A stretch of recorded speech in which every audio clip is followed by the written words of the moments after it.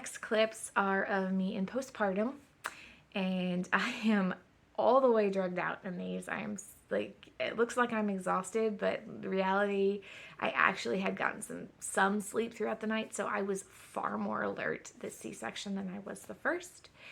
And yeah, these next clips just, I look so drugged out, but I was fine. I was just probably the remnants of all the fluids, the epidural, the Pitocin, and the spinal, all the things. And I was very much like this postpartum with Bruce. So hair is still a big mess. I had not gotten around to combing it out and putting it up yet. I have some pictures of me and baby girl postpartum after I had pulled myself together a little bit more that I'll also post up after the clips. But I did want to talk for a couple minutes about the C-section. If you have seen my birth video with Bruce, you know I had a very rough C-section with him. In fact, an extremely traumatic experience. If you haven't, I'll post the link to it up here and down in the description down below, and you can go check that out. It is a bit of a longer video, but I was not on YouTube at that point. I was not vlogging, so I have no clips of my labor with him. So it's just me talking about my birth story. But if you do know, but if you have watched it or you know me, you know it was a very difficult experience. It took a lot of therapy afterwards to come, just to process properly through. It was a good year before I feel like I was in a good mental state about it. So this time, was when the OB started talking about C-section, I went straight to my history. I was like, all right, so this is what happened last time, and this is why I don't want this. This is why I really want to fight for this VBAC. And he was like, my spinal failed. And I talked to the OB about it. I talked to the anesthesiologist about it. And then those two, it ended up being a completely different team who actually delivered my son. It was 8:30 before I went back. Shift change had happened at 7, so I had from the OB and anesthesiologist who were going to do it. It was a whole different crew at that point. So I had to talk to them. I talked to them about it too. I was like, look, this is what happened. I was 10 minutes into the surgery. It was shortly before they actually pulled him out, and I started to be able to feel everything. And like, it was like, I'm like, I have so much trauma around that still that I almost want to just be knocked out for this. But at the same time, I didn't want to be knocked out. I wasn't, and I wasn't. They did not knock me out for it. I was awake. And they did do a very good job this time of making sure I did not feel anything. At least not pain-wise. So she went to all the lengths, gave me all the medications. Probably one of the reasons I was so drugged out afterwards. I had so much, and I didn't even realize what they had given me until Anthony told me a day later, which I'll get to when we get to that point. But yeah, so they made sure I could not feel anything. And I remember she kept poking my stomach. It was like, this is a very sharp object. What do you feel? I was like, I just feel a touch. Until I got to where I can feel it, but it doesn't hurt. They did not start the operation till then. And this operation definitely lasted longer than Bruce's. With Bruce, I believe it was 45 minutes in total. Different OB, different doctor, so different process. This one was close to an hour and a half from the time I entered the OR till the time I left the OR. So, but they got to her very quickly. And I remember when, at one point, when they got to the point of pulling out the baby, this anesthesiologist was walking me through every step of exactly what they were doing too. Where the anesthesiologist who was with me when Bruce was born did not. She just told me some basics. But this one was like, you're going to feel a lot of pressure right now. This is what you're about to feel. That's what you're about to feel. And like, she was just on point with like keeping me on track with where I was. I don't know if that was really a good thing or a bad thing in retrospect, because hearing about what they were doing was kind of making me nauseous, but I let her keep talking because, and it definitely did feel a little different when they pulled her out as opposed to Bruce, because she was much farther down in my vaginal canal than Bruce ever had been. And so there was a lot of tugging. There was a lot of pressure. I don't know. It's never, oh my goodness. It was making me so nauseous. It was such a weird feeling. Oh my goodness. I don't know what was weirder. Like, it was so weird. It was such a weird feeling. But I don't know, I was saying, I don't know what was weirder. Her being pulled out or when they were sewing me back up and like tugging all the layers back together. That just, ugh. It just sends shivers up my spine even now remembering the feeling of it. It didn't hurt. It wasn't painful. It just felt weird. So weird. And I was sitting there trying to describe it to Anthony. And it just, oh my goodness, it was just so weird. But anyway, so yes, we have a, where was I? Sorry. Still have pregnancy brain. 2 weeks postpartum and I still have pregnancy brain. Anyway, so definitely a different experience with the C-section this time. Neither one was really pleasant. And I'm really sad that I had to have another one because recovery, of course, takes a lot longer. And I'll film a video on recovery for my second C-section separately because there's a lot with that too that's been over the past couple of weeks. A lot of emotions, a lot of feelings, a lot of differences from the 2 births. But we'll film that in a different video. I don't want to take up too much time here. But anyway, so let's jump into the postpartum clips. And I'll probably come back at the end and just kind of wrap things up.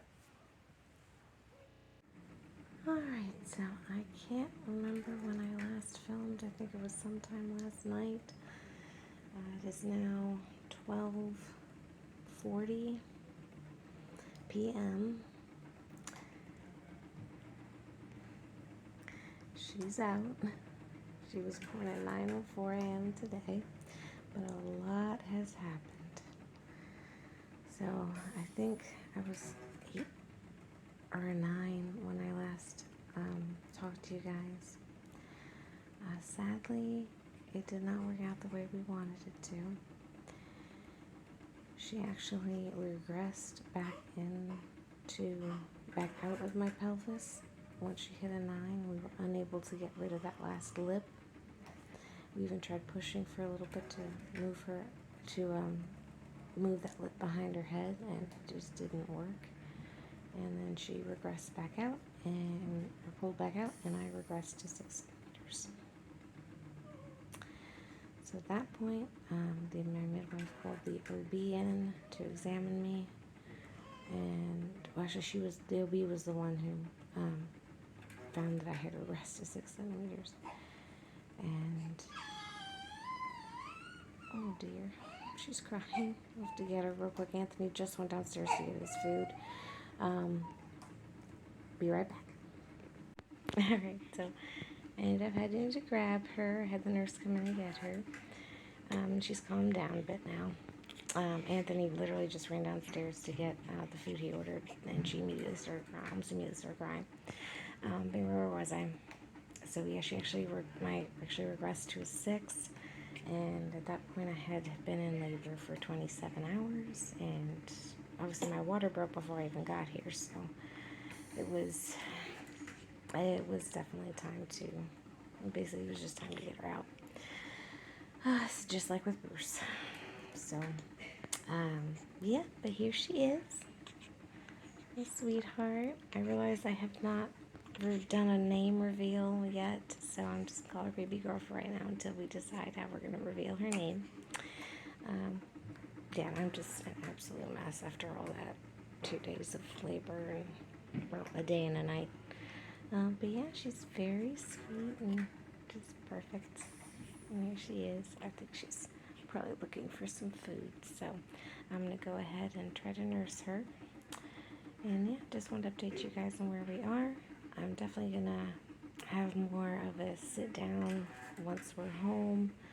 I can do her birth story like I did with Bruce and just fill in all the little details about how we started out in all natural labor and ended with another C-section. Alright, see you guys soon. Bye. Alright, so that's the footage that I have from the hospital. We did end up spending 2 days there. I actually went home a day sooner than I did with Bruce, surprisingly. I honestly thought it was going to be longer. But I think it was because I was showing signs of recovery a little bit faster. I was on my feet I was up within 12 hours, whereas with Bruce I had been almost 24. But I kind of knew what I was in for this time. So yeah, it wasn't so bad. As bad in the hospital. We had really, really great nurses and I guess techs, they call them there. Like you've assigned a nurse and a tech every shift. Um, it was a good overall, a great experience. For like that first night we were there, that nurse and tech, oh my goodness, they did so much with me. They had me up and walking throughout the night. Took got my catheter out, were helping me just clean up. Um, yeah, that was terrific. When we got to the last night, it was a little less like that. The nurse was great, but the tech was kind of, I don't know. It was like I had really, really, really great nurses and staff in the beginning, and then it kind of got a little bit less and less, right down to the end. I mean, the last nurse wasn't bad, but yeah. Anyway, so Anthony was definitely excited to go home when we did finally get discharged. I was surprised we got discharged early. But there was a bit of a back and forth with my pain meds at that point. I mean, having been through a C-section before, I knew what I was in for, or what I would need going into it. So I ended up on 3 different pain medications, just like with Bruce. But I actually ended up taking the really strong stuff a while longer at home than I had with Bruce, mostly because my cesarean incision with him was about, I'd say about that long. It's about this long now. They reopened the old incision, but they made it's about 6 inches long now instead of 3 to 4 inches, which kind of made me sad. It's a much bigger incision. It's going to be a much bigger scar. Part of me is impatient for when the time comes that the scar to where I was before with the old scar, to where I didn't even notice it. I know 6 weeks I'll be able to start doing the scar massage and just breaking up tissue, breaking the layers apart so that everything heals properly. And then yes, I should probably include all this in my postpartum update, but at that point I'll be able to go back to hopefully be able to go back to physical therapy and start getting my abs back in shape, start getting, just everything back to me. So at this point, I really do kind of feel a little out of body, kind of. I don't really feel like my whole self, because I've had major surgery and I have so many limitations now because of that. But I will get into all of that in the postpartum video, and it is a lot to talk about. But yeah, so this is little baby girl's birth story, and I think I'm going to go ahead and let you guys know her name here at the end. I was thinking about doing a separate name reveal video, but I almost wouldn't feel right ending her birth vlog and her birth journey without giving her name and the reasonings behind it. So I'll go ahead and put it up here with a picture of sweet, sweet baby girl.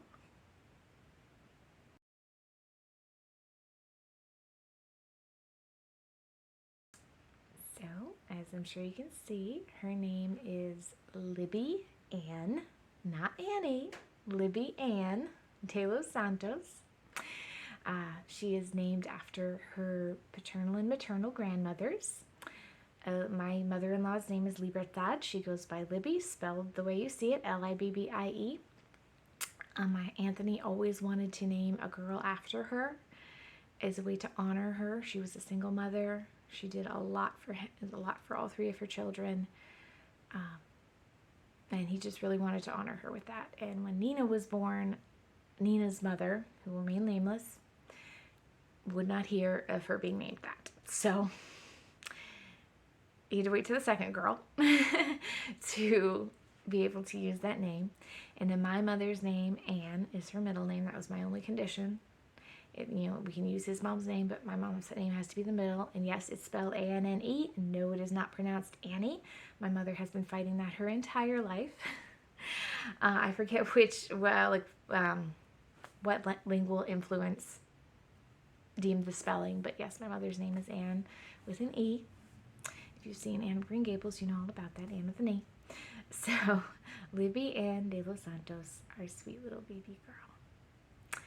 Born February 9th, 2023, 8 pounds, 7 ounces, 19.5 inches long. Beautiful little sweetheart, my precious little princess. So I'm so happy she's here. I'm so happy I was able to have a girl. And as far as questions about is our family complete? Are we planning more kids? Especially now, with my birth history, I will get into that in a different video. Also, probably might be part of my postpartum update. I might just have a family update kind of video.